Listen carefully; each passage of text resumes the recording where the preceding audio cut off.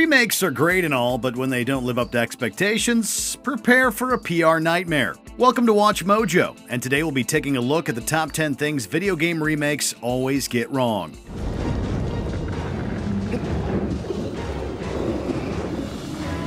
For this list, we're looking at the many issues that plague video game remakes and the games that displayed these issues. Let's roll. Ho, ho, ho, stop the car. We got an emergency, can't you see? Number 10. Audio issues.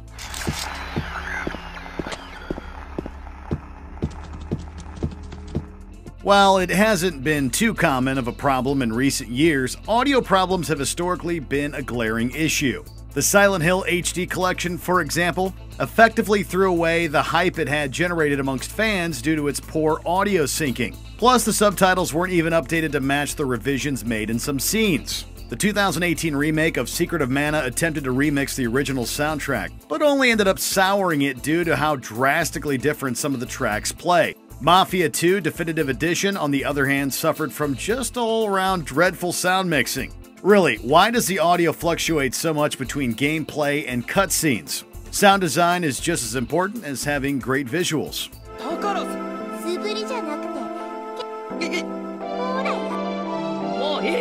Number 9. Forgetting new tech exists.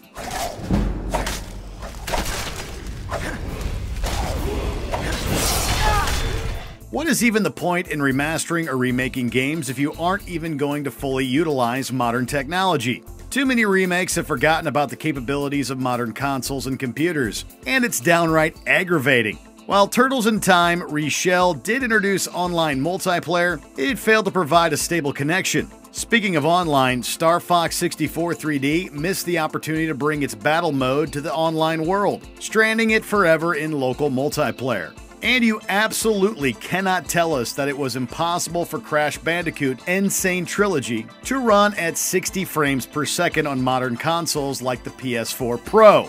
Same goes for Spyro Reignited Trilogy.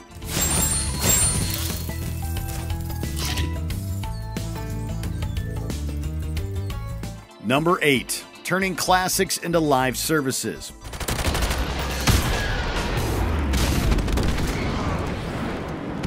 When you turn a classic game into a live service, you run the risk of coming off as greedy and looking to profit off the nostalgia gamers have had for past favorites. Worse yet, you risk soiling an entire franchise's reputation. That's what happened when Electronic Arts shelled out the manipulative Dungeon Keeper Mobile, which demanded players to pay money to speed up extensive cooldowns.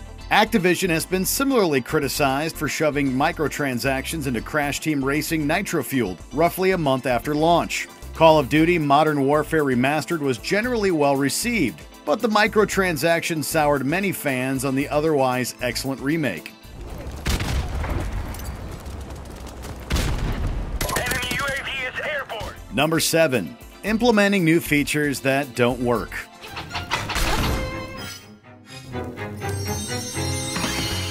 Putting in a new feature that could potentially revamp gameplay sounds like a good idea, but most of the time it has only overshadowed what made the originals so great. The 3DS remake of Luigi's Mansion, for example, tried to implement gyro controls. However, the size of the 3DS and lack of response of the 3DS XL's secondary stick ended up making the whole experience frustrating. Then you have the DS remake of Diddy Kong Racing, which included a track editor that was severely underwhelming. And Link's Awakening? Wow, they really squandered the dungeon building feature that could have been so much better and become a Zelda Maker mode.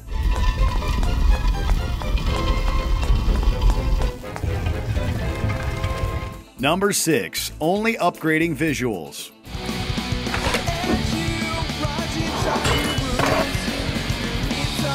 A common mistake in modern remakes is that some studios seem to think that all players want is a visual upgrade. Titles such as Shenmue 1 and 2, as well as Tony Hawk Pro Skater HD, did the bare minimum by only raising resolutions, reducing load times, and making things crisp. But they failed to justify why players should spend their hard-earned cash again. A more recent example of this would be, once again, Link's Awakening, which demanded $60 for the same archaic control scheme and relatively short adventure.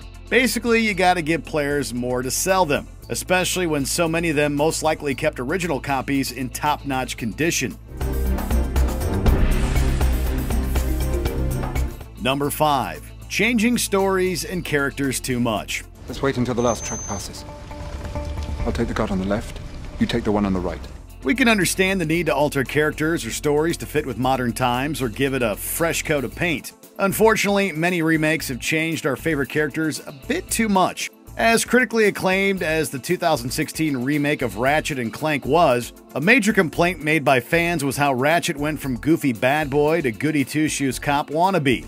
Then you have some remakes like GoldenEye 007 that'll change actors to fit with modern times. But here's the problem. Pierce Brosnan and Daniel Craig portray James Bond in dramatically different ways. And in Final Fantasy VII Remake, Sephiroth loses all nuanced reasoning behind his maliciousness.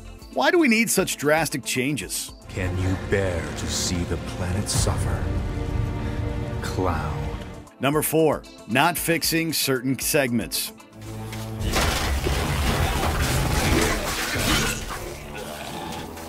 While remakes and remasters are a great way to preserve classics and introduce them to newer audiences, some titles have desperately needed changes, and yet many forget to capitalize on the opportunity and retain the flaws of the originals. Stage 4 of Parappa the Rapper was the most frustrating and broken level in the entire game, but its timing issues were kept in 2017's Parappa the Rapper Remastered.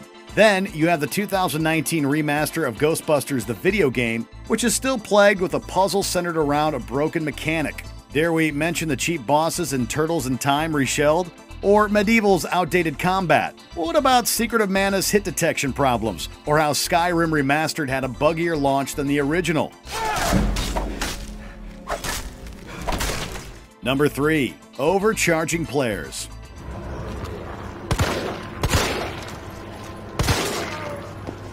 As we mentioned earlier, you need to give players more reason to buy a remake if you're wanting to charge a full price. This is yet another area in which Link's Awakening suffered. The lackluster additions like the custom dungeons don't justify the price tag, especially when the game retains outdated design choices. Another recent victim was Resident Evil 3. Sure, Capcom included new content to provide more context, but it also removed content, so in the end, we weren't really getting that much more. And as much as we loved Shadow of the Colossus, did we really need to pay $40 for a third release of the game?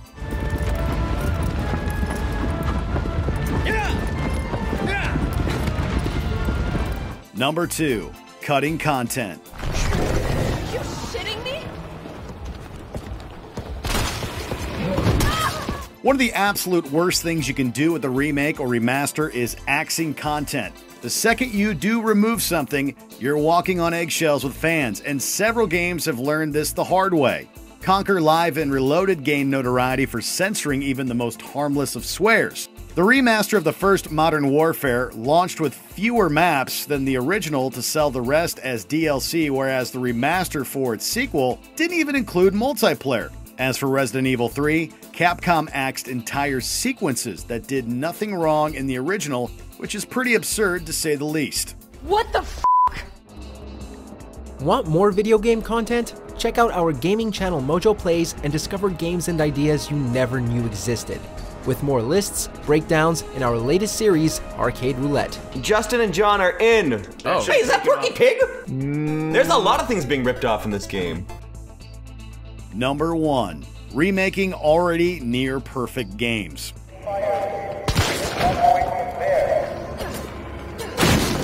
Let's be honest, there are some games that you simply should never touch.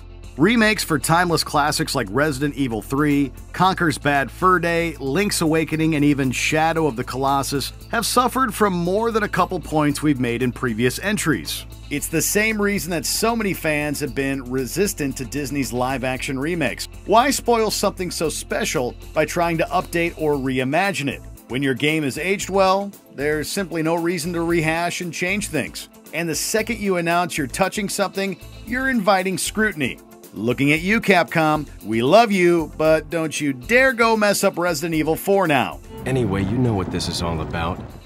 In the mood for more awesome gaming content? Be sure to check out this video here on Mojo Plays. And don't forget to subscribe and ring the bell to be notified about our latest videos.